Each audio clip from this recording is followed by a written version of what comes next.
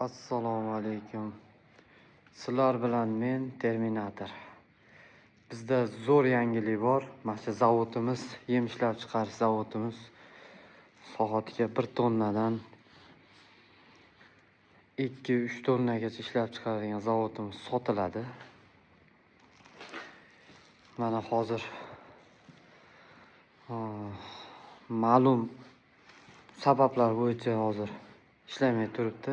Egasi davlat tashkiloti ishlagan uchun sotib olamiz deyapti. Bu zavodimiz qanaqa?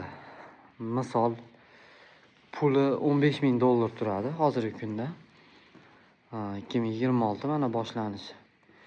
Bu zavodimiz misol 15,000-20,000 ga mashina olgandan ko'ra buni qo'yadigan bo'lsa, Rossiyalarga qulchilik qilib borib ishlagandan ko'ra mana shu ishxonani mashina qo'ysa, oyiga $1,000 emas, undan ko'p topadi. $1,000 hozir pul topgan odam normalniy hisoblanyapti.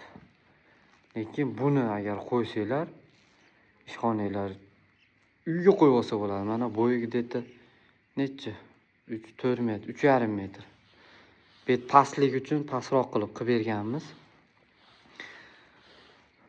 Bo'lmadi deganda 2,000 topadi. 2,000 eng kamida, o'zi 5,000 gacha, 3,000 deymiz, o'zi $3,000 topadi. Keragi yo'q, misol qadagi mashinalar olib 1 oydan keyin puli tushib ketdi deb rasxod qilib, u kira qilib, kiralardan hozir foyda qolmadi aka, e'tibor bergan bo'lsanglar. Mana shu ishlab chiqarishimiz mana tayyor tok hamma yo'g'i bilan gatovoy turibdi. Endi biz Toshkentda ishlab chiqaramiz. O'zi Toshkentda Eskitdan ishlaymiz o'zi. Xo'p, bu mishalkasi 500 kilolik. Agar brollerda yemi bo'lsa ko'proq sig'adi. Endi 500 kilo deymiz. Reduktor motorlari moshniy. Ular srochniy bo'lib qolib, kraska qilmasdan olib kelib o'rnatilganda, xo'p, kraska qilib beriladi. Mishalka polniy smesitel deydi, aralashtirib beradi. Bunga solinadi yem.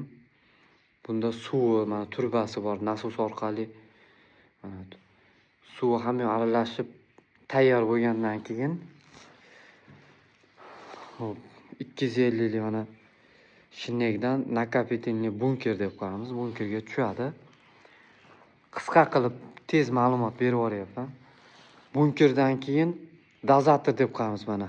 Biz o'zimiz razrabotka qilganmiz, bolkalarga qatadigan innovatsion texnologiya. Dozatorda bir xilda qilib, mayda elektronikasi bor. Burab qo'yasiz. Bir xilda granulyatorga tashlab beradi. Bu granulyatorimiz rossiyskiy, o'zimiz ham qilamiz, 5 tonnagacha bor. Bu granulyator xo'p 1 tonnagacha chiqaradi. 22 kilovat motori bo'ladi. Mana shu yerdan yoqib, granulyator bir xilda ishlayveradi. Bu dozator tashab granullar bo'lgandan keyin qizib chiqadi, o'sha bo'lmaydi uni. Keyin issiq chiqadi, chunki mishalkada suv qo'shib qo'ygan hisobiga qizib, xohlasa par qo'ysa bo'ladi yoki yana qo'shimcha bo'ladi. Bu lenta tepaga olib chiqib, axladitelga tashlaydi. Sushilka deydi, mana axladitel ulitka orqali quritadi. Misol buni konditsioner ham deb qo'yishadi, baxilgilar. U ham to'g'ri, u fikr ham. Mana axladitel qurib, mana urun chiqqandan keyin qoplaveradi. Naryoqdan sop turadi, bu yoqdan qoplaveradi. Ikkita odam, misol, ob'yemi katta bo'lsa, 3 ta odam misol yetadi bu ishxonaga. Buni ishlatish uchun. Soatiga misol 1 tonna yem chiqarsangiz, 10 soatda 10 tonna. Misol, 10 soatda to'liq ishlay olmaydi odam. Shuni hisobiga. Endi bundan chiqqan mollar rosa ko'p edi. Spesialniy mana mollarni qoldirdim. Misol 100 tonna chiqarganmi bundan, 50 tonna chiqarganmi? Atxotini qaranglar mana. Spesialniy qoldirdim, hozir mana yerda chiqib qoladi. Tursin mashinadan. Bateriya yo'q bu ishda. Minus bu ishxona, bu zavodda olib qo'ygan egasi mana ishlab bu iziga sotadi hamma yo'g'ini. Motorlari hamma yo'g'i yangi, bu nima desa bo'ladi? Innovatsion texnologiya. Mana hatto kumigacha tushirib olib yana qaytib solaverasiz. Yana qopga tushadi. Mana chiqqan yem bu yerdan elaydi, tushgan yemni elanishi bu yerdan qoplab oladi. Qoplagandan keyin taroziga shu tortadi. Oson u ishlaydi. Bitta odam bemalol 5 tonnaga ham ulgursa bo'ladi. Endi 5 tonna bo'lmasa ham qopni tikadigani bo'ladi. Mana tarozi shuni qo'yasiz, tortasiz. Plus minusiga mana shundan solib qaytib solib ko'radi. Xo'p, akalar, mana bu yer to'ldiradi hozir. Bo'shab qo'ygan. Bular endi davlat ishida ishlaydi, katta ishda bu odam. Vaqti yetmayapti, gapni ochig'i. Xullas, mana hamma yo'q, mana qorishib, granuladan o'tgandan keyin narsa tayyor bo'ladi. Bu yerdan boshida mana solib qo'yadi. 5-6 qop solib qo'yasiz, o'zi tortib tepaga chiqib ketaveradi. Suvini maytdan quyadi. Bu texnologiya pol avtomat deydi. Avtomat emas, lekin avtomatga katta pul sarflash keragi yo'q. Baribir o'sha 2-3 ta odam ishlaydi. Mana shitlari bor. Hamma zashtalari qo'yilgan. Chilarmikan bu? Ha. Shitda e'tibor bergan bo'lsanglar, kip avtomatik yig'ib beradi bularni. Bu glavni kelgan ekan. Bundan keyin mana bundan chiqadi. Chiqqandan keyin mana meshalkani tortib ochadigan joylari.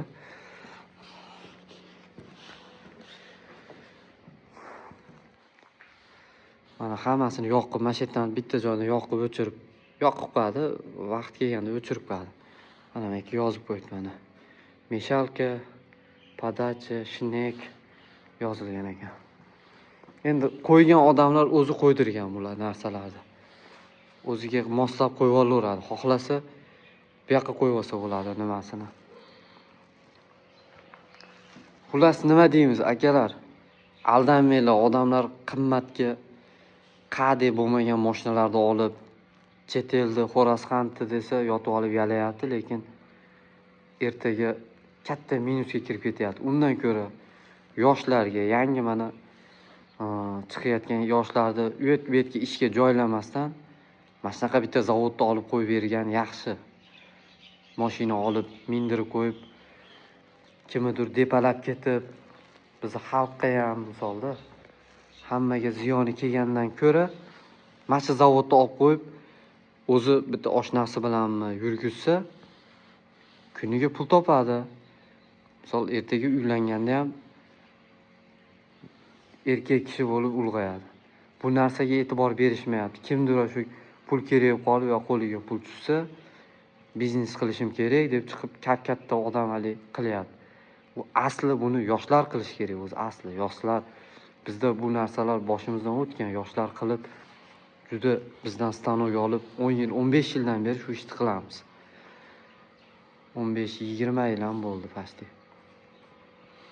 Rivojlanib katta zavodlarni qurishdi. Shuning uchun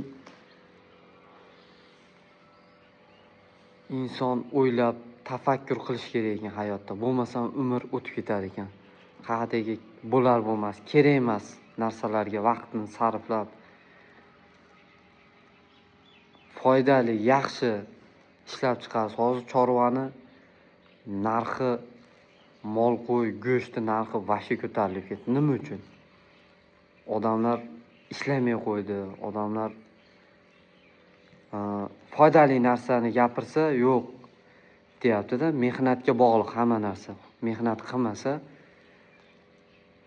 iloji yo'q hech narsa.